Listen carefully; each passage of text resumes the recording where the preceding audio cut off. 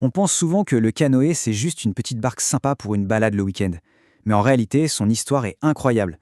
C'est un objet qui a littéralement redessiné des continents et connecté des mondes. On va donc plonger ensemble dans cette épopée totalement insoupçonnée. Alors, regardez bien ces deux images. D'un côté, on a une embarcation tout droit sortie des forêts d'Amérique du Nord, fabriquée à la main. De l'autre, le symbole des loisirs sur nos rivières en Europe. La grande question, c'est comment est-on passé de l'un à l'autre? C'est ce voyage qu'on va suivre. Bon, pour comprendre, il faut revenir au tout début, direction le cœur des immenses forêts nord-américaines. C'est là qu'est né le canot d'écorce. Et attention, ce n'est pas juste un bateau, non, c'est un vrai chef-d'œuvre de technologie, en parfaite harmonie avec la nature. Ce qui est génial avec ce canot, c'est sa conception. Il est si léger qu'une seule personne peut le porter sur son dos, pour passer d'un lac à l'autre. C'est le fameux portage. Mais en même temps, il est super robuste et rapide sur l'eau. Et ce n'est pas tout, c'était à la fois un moyen de transport, un outil pour la pêche, et une fois retourné sur la berge, ça devenait un abri pour la nuit. Une polyvalence juste incroyable. Quand les premiers Européens débarquent, ils n'en croient pas leurs yeux. Prenez Jacques Cartier par exemple.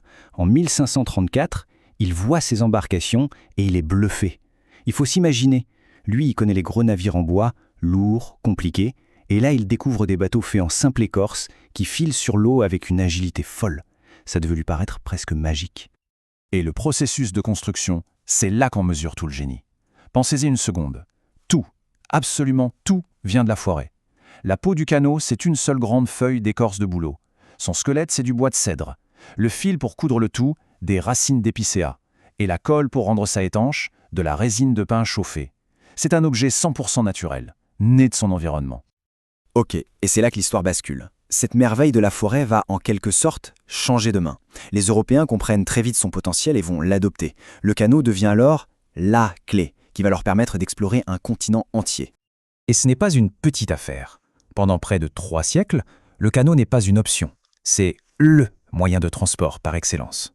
C'est à son bord que les explorateurs ont dessiné les cartes, que le commerce de la fourrure a explosé et que les vastes territoires de l'Amérique du Nord ont été ouverts au monde.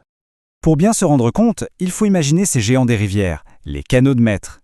C'étaient les semi-remorques de l'époque, des engins de plus de 10 mètres de long, manœuvrés par les légendaires voyageurs, qui transportaient des tonnes de marchandises et de fourrures sur des milliers de kilomètres. Et l'impact économique était juste colossal. Tenez-vous bien, dans les années 1620, 80% de toutes les exportations du territoire vers l'Europe, c'était des peaux de castor. Et tout ça était transporté comment? En canot.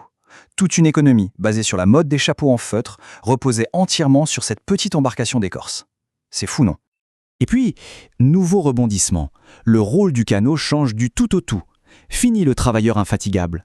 Il va traverser l'océan cette fois pour devenir un objet de fascination, un véritable trésor.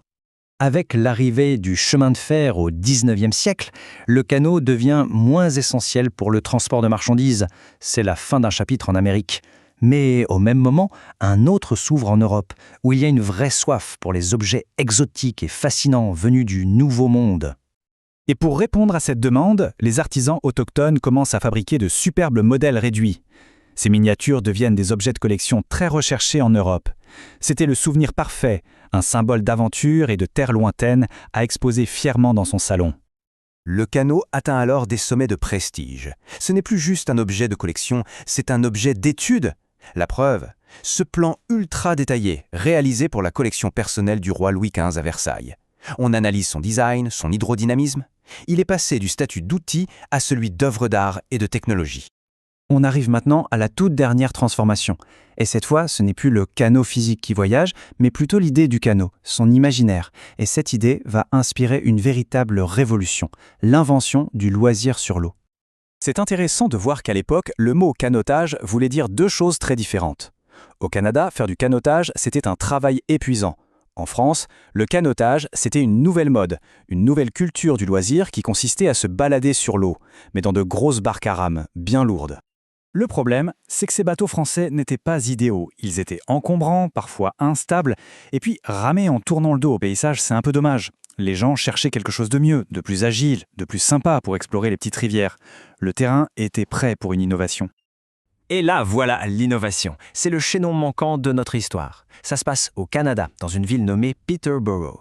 Là-bas, des usines développent une nouvelle technique pour construire en série des canots tout en bois. Ils sont légers, solides, élégants. Le canot de loisirs moderne est né. Et c'est la dernière étape du voyage. Ce nouveau canoë, fabriqué en usine au Canada, retraverse l'Atlantique. Mais cette fois, il n'arrive pas en France pour être exposé. Non, il arrive pour conquérir les rivières. Et le succès est fulgurant. En France, le canoë devient le symbole d'une nouvelle liberté. C'est le moyen parfait pour s'évader, pour explorer la nature près de chez soi. C'est un peu comme si l'esprit d'aventure nord-américain s'invitait dans les week-ends des Français. Pour que ce soit plus concret, on va s'arrêter sur un lieu qui incarne parfaitement cette nouvelle culture, le restaurant Le Pavillon Bleu, au bord du Loiret. C'est devenu une sorte de quartier général pour tous les nouveaux passionnés de canot. Ce sont des endroits comme celui-ci qui ont vraiment démocratisé le canoë. Plus besoin d'en posséder un, on pouvait venir en louer un pour l'après-midi. C'est comme ça que le canoë s'est intégré dans le quotidien et dans la culture populaire. Et la petite histoire de ce lieu est assez folle. Les propriétaires étaient issus du monde du cirque, et, de temps en temps, ils amenaient leur éléphant boire dans la rivière. L'éléphant est même devenu la mascotte, peinte sur la coque de certains de leurs canoës de location. Ce canot-là, le numéro 30, résume à lui seul toute cette histoire incroyable. Sa forme est héritée du génie des peuples autochtones. Sa construction vient de l'industrie canadienne et son usage, c'est le pur loisir sur une rivière française.